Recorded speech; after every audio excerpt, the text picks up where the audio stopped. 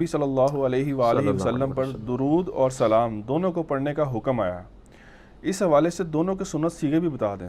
ایک تو سنت سیغہ میں نے آپ کو بتا دیا نا، سلام کا السلام علیکہ ایہا النبی ورحمۃ اللہ وبرکاتہ، یہ بخاری مسلم دونوں میں حدیث ہے کہ ابن مسعود رضی اللہ تعالیٰ عنہ کہتے ہیں کہ نبی علیہ السلام نے مجھے نماز کا تشہد اس طرح تعلیم کیا کہ آپ کے دونوں مبارک ہاتھوں میں میرا ہاتھ تھا اور آپ نے کہا پڑھ التحیات للہ والصلوات والطیبات السلام علیکہ ایہا النبی ورحمۃ اللہ وبرکاتہ السلام علینا وعلی عباد اللہ الصالحین اشہد ان لا الہ الا اللہ واشہد ان محمدا عبدہ ورسولہ صلی اللہ علیہ وآلہ وسلم۔ تو یہ جو مشہور ہے کہ شب معراج کی گفتگو ہے، بالکل جعلی بات ہے۔ جابر بن عبداللہ کہتے ہیں نبی علیہ السلام نے تشہد ہمیں اس طرح تعلیم کیا جس طرح قرآن کی آیات، یہ وحی کے ذریعے بتایا گیا، اس میں سلام آ گیا۔ بخاری مسلم میں ہے کہ یہ جو سورۃ الاحزاب کی آیت نمبر 56 ہے نا، ان اللہ وملائکتہ یصلون علی النبی، جب یہ نازل ہوئی تو صحابہ نے عرض کیا کہ اللہ کے محبوب صلی اللہ علیہ وآلہ وسلم آپ ہمیں درود سکھائیں، جو میں نے پچھلے سوال میں بتایا کہ پھر آپ علیہ السلام کو وحی کے ذریعے بتایا گیا، صحیح مسلم کے الفاظ ہیں۔ بخاری میں ہے کہ جو ہم ایسا درود پڑھیں جو آپ اور آپ کے اہل بیت پہ ہو، تو پھر درود ابراہیمی تعلیم کیا گیا۔ تو درود ابراہیمی ایک یعنی سنت سیغہ ہے جو اللہ کے محبوب صلی اللہ علیہ وآلہ وسلم نے تعلیم فرمایا۔ اس کے علاوہ بھی کئی ایک درود ہیں جو صحیح الاسناد احادیث سے ثابت ہیں۔ پہلے نمبر پہ جب بھی ہم بات کریں گے تو بخاری مسلم میں جو تعلیم کیا ہوا درود ابراہیمی ہے اس کے اوپر بات کریں گے۔ اس کے بھی کئی ایک ورژن آپ کو ملیں گے۔ صحیح بخاری میں آپ کو ایسا درود ابراہیمی بھی ملے گا جس میں آپ کو یہ الفاظ ملیں گے کہ اللہم صلی علی محمد وعلی ازواجہ وذریاتہ، یعنی آپ کی بیویوں پہ بھی آپ کی اولاد پہ بھی درود۔ تو اس حوالے سے نا کافی ورژن اویلیبل ہے۔ دارالسلام والوں نے ایک درود شریف کا کارڈ چھاپا ہوا ہے، اس میں انہوں نے کلر کوڈنگ کر کے نا درود ابراہیمی کے سارے ورژن بتائے ہیں کہ جی فلاں کتاب میں یہ والا ورژن ہے، لیکن وہ سارے اس کے گرد ہی گھومتے ہیں۔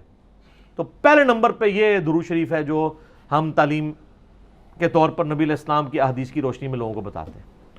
میں نے ابھی تک جتنی تحقیق کی ہے مجھے 8 سنت طریقے درود و سلام کے ملے ہیں، یا سنت سیغے کہہ لیں آپ، جنت کے 8 دروازوں کی نسبت سے۔ ایک تو یہ درود ابراہیمی اور اس کے جتنے بھی آپ سمجھ لیں آف شوٹس ہیں، جو اس کے مختلف ورژنز تھوڑے سے الفاظ کے ساتھ۔ ایک سنن نسائی کے اندر حدیث موجود ہے 1293 انٹرنیشنل نمبر کے مطابق کہ زید ابن خارجہ کہتے ہیں کہ مجھے نبی علیہ السلام نے وصیت کی صلو علیہا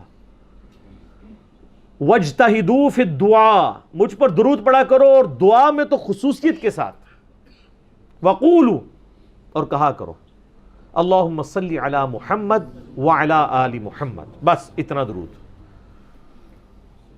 صلاۃ بر محمد وآل محمد، اللہم صلی علی محمد وعلی آل محمد، صلو علی الحبیب، اللہم صلی علی محمد وعلی آل محمد۔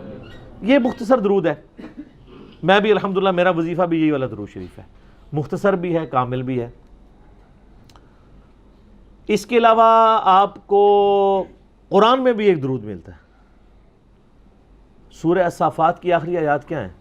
سبحان ربک رب العزت عما یصفون وسلام علی المرسلین والحمدللہ رب العالمین، تمام رسولوں پر سلام ہو، یہ بھی درود شریف کی فارم ہے نا۔ تو یہ ایک تیسرا سنت سیغہ ہو گیا۔ اسی طریقے سے صحیح ابن خزیمہ کے اندر اور المستدرک الحاکم میں صحیح سند کے ساتھ ہے ایک درود اللہم صلی علی محمد النبی الامی، بس اتنا۔ کتنے ہو گئے؟ 4 ہو گئے نا۔ تو آپ ان چاروں میں سے کوئی بھی پڑھیں، آپ کو فضائل و برکات حاصل ہو جائیں گے۔ اس طریقے سے جامعہ ترمذی میں ایک حدیث ہے، وہ جب ایک تابعی کو چھینک آئی تھی، اس نے پڑھا تھا الحمدللہ والسلام علی رسول اللہ۔ تو ابن عمر نے کہا میں بھی پڑھتا ہوں لیکن چھینک کے ساتھ نہ پڑھو، میں بھی پڑھتا ہوں الحمدللہ والسلام علی رسول اللہ۔ تو یہ بھی ایک درود شریف ہو گیا، الحمدللہ والسلام علی رسول اللہ۔ ایک ضعیف روایت بھی ہے سنن ابن ماجہ میں، ابو داؤد میں، بسم اللہ والصلاۃ والسلام علی رسول اللہ اللہم افتح لی ابواب رحمتک، وہ جو روضہ شریف کے باہر وہ باب جبریل کے اوپر لکھا ہوا ہے، وہ ضعیف روایت ہے۔ صحیح روایت جو ہے نا وہ ترمذی والی ہے، الحمدللہ والسلام علی رسول اللہ. تو یہ کتنے سیگے ہو گئے؟ 5. چھٹا سیگا جس طرح درود ابراہیمی وابیوں والا درود کہتے ہیں نا، ایک بریلویوں والا درود بھی ہے، وہ قبر رسول پہ جا کے پڑھا جاتا ہے. الموطا امام مالک میں موجود ہے، فضل الصلاۃ علی النبی میں موجود ہے، المصنف ابن ابی شیبہ میں موجود ہے، سنن کبری البیہقی میں موجود ہے کہ ابن عمر رضی اللہ تعالیٰ عنہ جب بھی سفر پر جاتے واپس آتے مسجد نبوی میں 2 نفل پڑھتے، اس کے بعد قبر رسول پہ آ کر عرض کرتے السلام علیکہ یا رسول اللہ. اس کے بعد سیدنا ابوبکر کی قبر پہ آ کے عرض کرتے السلام علیکہ یا ابا بکر، اور پھر السلام علیکہ یا عمر، اور ایک روایت میں آتا ہے یا ابتا، اے میرے باپ آپ پر سلامتی ہو. تو السلام علیکہ یا رسول اللہ سیگا بھی ثابت ہو گیا. کتنے ہو گئے؟ 6. 7واں آپ وہ والا سیگا کر لیں جو بخاری مسلم میں ہے، تشہد والا، کہ نبی اسلام نے سلام سکھایا کہ مجھ پہ کیسے پڑھا جائے. السلام علیکہ ایھا النبی ورحمۃ اللہ وبرکاتہ. تو یہ بھی آپ دیکھیں اس کے اندر کتنا ہے، اس میں درود بھی کور ہو گیا ہے، کیونکہ درود کو صلاح کہتے ہیں، رحمت بھی عربی میں کہہ سکتے ہیں، اور برکتیں بھی. کیوں جی؟ تو یہ ساری کی ساری چیزیں، یہ بھی اگر کوئی پڑھتا ہے السلام علیکہ ایھا النبی ورحمۃ اللہ وبرکاتہ، پرفیکٹ درود ہے. اور یہ شب معراج کی گفتگو نہیں ہے، میں نے بتایا بخاری مسلم میں کہ نبی صلی اللہ علیہ وآلہ وسلم نے قرآن کی آیات کی طرح اس درود کو تعلیم کیا ہے. اور 7 پورے ہو گئے میرے خیال ہے. 8واں ایک رہتا ہے، وہ مشہور زمانہ درود صلی اللہ علیہ وآلہ وسلم، جو ہمارے بریلوی بھائی کہتے ہیں کہ جی یہ دروشی محدثین کی ایجاد ہے. نا، یہ نبی الاسلام نے تعلیم فرمایا ہے. صحیح مسلم میں ہے، عیسیٰ ابن مریم کے لیے نبی الاسلام نے فرمایا تھا وَيَنزِلُ عِيسَى ابن مریم، عیسیٰ ابن مریم تم میں نازل ہوں گے صلی اللہ علیہ وسلم. عیسیٰ علیہ السلام کو نبی صلی اللہ علیہ وآلہ وسلم نے صلی اللہ علیہ وسلم کہا، اور محدثین نے یہ مختصر درود لے لیا. اور میرے علم کی حد تک دنیا میں سب سے زیادہ پذیرائی جس درود کو ملی ہے، نہ وہ درود ابراہیمی ہے نہ کوئی اور درود ہے، وہ صلی اللہ علیہ وآلہ وسلم ہے. کیوں کہ عام جب ہم گفتگو کرتے ہیں تو گفتگو کی روانگی ڈسٹرب نہیں ہوتی ہے. شیعہ ویسے سلوگن کے طور پہ آپ کو وہ کہتے نظر آئیں گے صلاۃ بر محمد وآل محمد، تو اللہم صلی علی محمد وآل محمد، لیکن آپ عموماً شیعہ علماء کی جب تقریریں سنیں گے تو جب نبی صلی اللہ علیہ وآلہ وسلم کا ذکر کریں گے تو کیا کہیں گے؟ صلی اللہ علیہ وآلہ وسلم. تو اہل سنت کی کتابیں تو ویسے ہی بھری ہوئی ہیں. بخاری مسلم میں آپ کوئی بھی حدیث اٹھا کے دیکھ لیں تو قال رسول اللہ صلی اللہ علیہ وآلہ وسلم. تو آپ صلی اللہ علیہ وآلہ وسلم کے لیے یہ درود شریف ایسا پرفیکٹ درود شریف ہے، مقبول بارگاہ درود شریف ہے، جو پوری دنیا میں مسلمانوں نے ایکسیپٹ کیا ہے.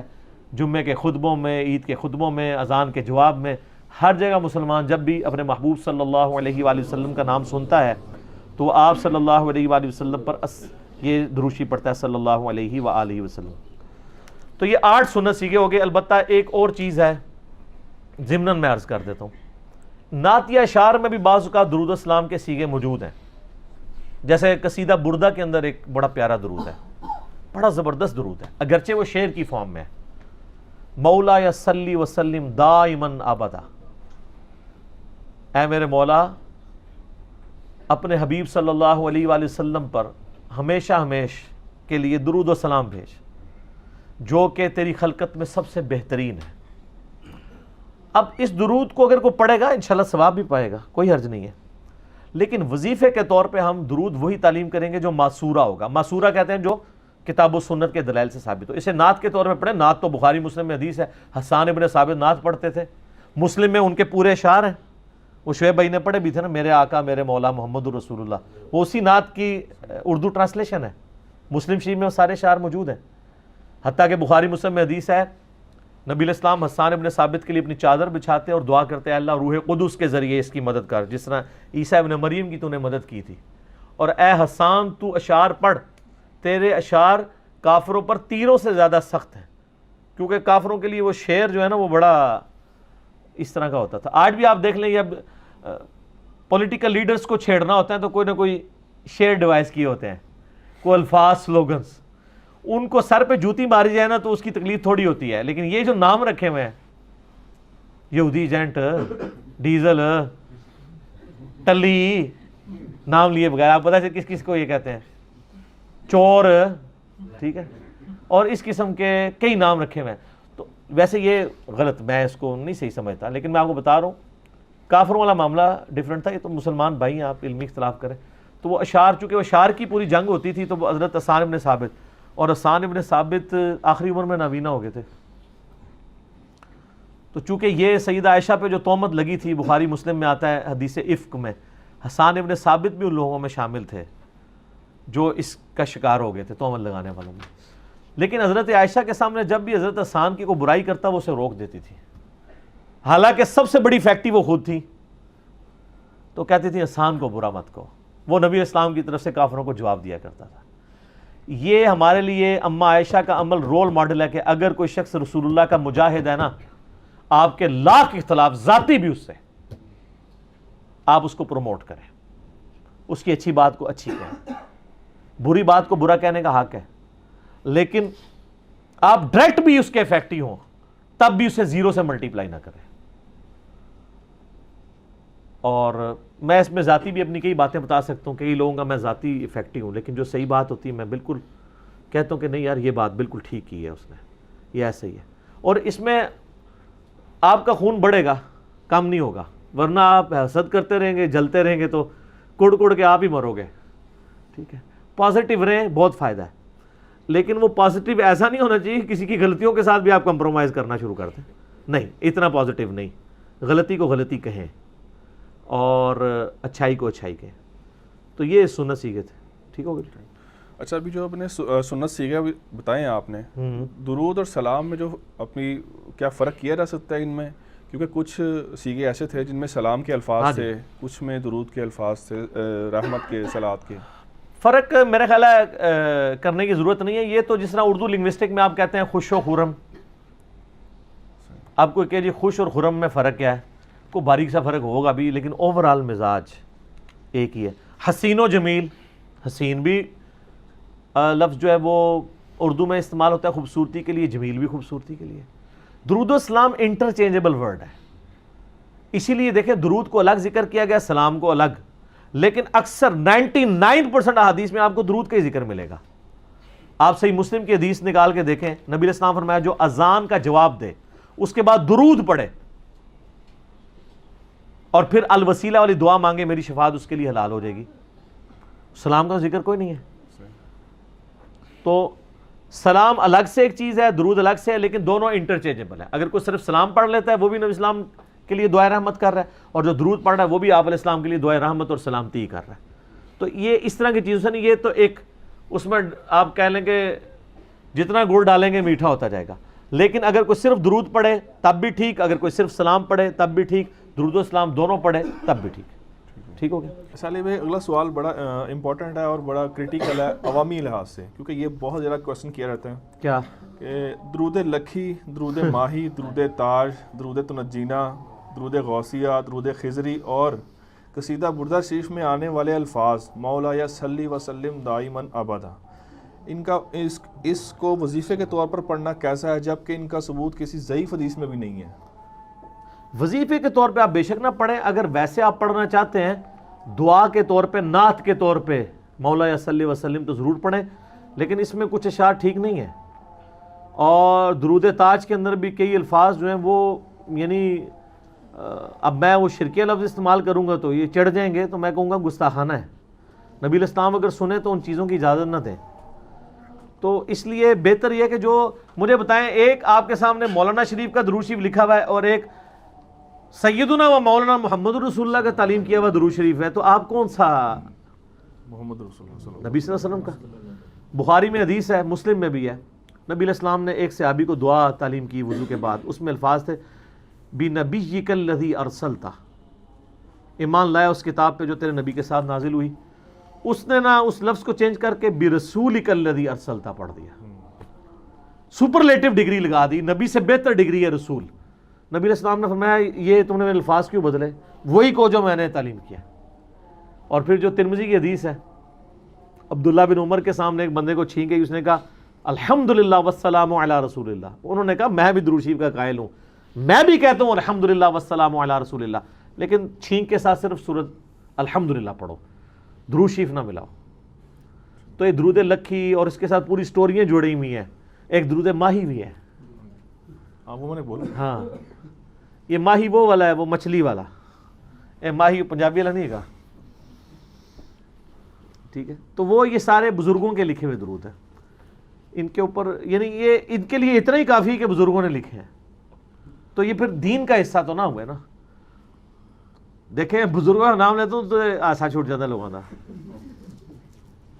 کیونکہ ان کو سمجھ آ رہی ہوتی کہ میں کیا کہہ رہا ہوں. نہیں یہ تو ہنسی کی بات ہے نا, لیکن دوسری طرف یہ ہے کہ جس طرح انہوں نے بھی سوال کیا نا درود لکھی درود ماہی, تو اگر فرض کرے آپ کا یہ کلپ کوئی بریلوی عالم سن رہا ہو تو جیسے ہی یہ شروع کریں گے نا سوال درود لکھی لو یہ آگے بات ساڑھی باری آ گئی. اگر وہ یقیناً کہہ رہے ہوں گے اور یہ اس چیز کا ثبوت ہوگا کہ ان کو پتہ ہے کہ کہانی ہے, ان کو خود پتہ ہے یہ کہانی ہے. اور حالانکہ یہ دیکھتے نہیں, ان کے ساتھ یہ ہماری جو کنفرنٹریشن ہے یہ نبی الاسلام کی فیور میں ہے. دوسری طرف رسول اللہ کھڑے میں ہیں اور آپ اس تعلیم کو چھوڑ کے یہ کہانیاں لوگوں کو کرا رہے ہو. صحابہ کرام تو کبھی بھی اس چیز کی اجازت نہ دیں جو انہوں نے یعنی دین کے ساتھ کیا ہوا ہے. میں پھر اور طرف چل پڑوں گا. ٹھیک ہوگا. لیکن علی بھائی اس میں آپ عوام کو کوئی موقف تو دیں اپنا کہ کیا کرے, کیونکہ اس میں جو سیگے غلط ہیں وہ عوام تو الگ نہیں کر تو سکتے. نعت کے طور پہ پڑھیں. ہاں پھر عوام جو ہے نا وہ پھر علماء کے پاس جا کے ان کے ترجمہ سیکھے, اس کے بعد علماء سے کہے کہ یہ جو اس میں یہ لکھا ہوا ہے یہ دعویٰ کہاں ہے. مثلا اس میں قصیدہ بردہ میں ہے کہ لوح اور قلم کا سارا علم رسول اللہ کے پاس ہے, بلکہ اس میں تو یہ لکھا ہوا ہے کہ حضور کے علم میں سے ایک حصہ ہے لوح و قلم. استغفر اللہ, بندہ لگائیں تو اور کیڑا علم ہے. تو ان کو کہ یہ کہاں لکھا ہوا ہے. تو جب وہ ترجمہ کریں اور پوچھیں کہاں لکھا ہوا ہے, وہ آپ کو خود ہی اتنا متنفر کر دیں گے کہ آپ اس کو کہانی سمجھ کے خود ہی اٹھ جائیں گے وہاں سے, مجھے بتانے کی ضرورت نہیں پڑے گی. تو آپ وہ درود شریف پڑھیں جو احادیث کی کتابوں میں لکھا ہے. میں نے 8 سنت سیکھے شروع میں بتا دی. ٹھیک ہو.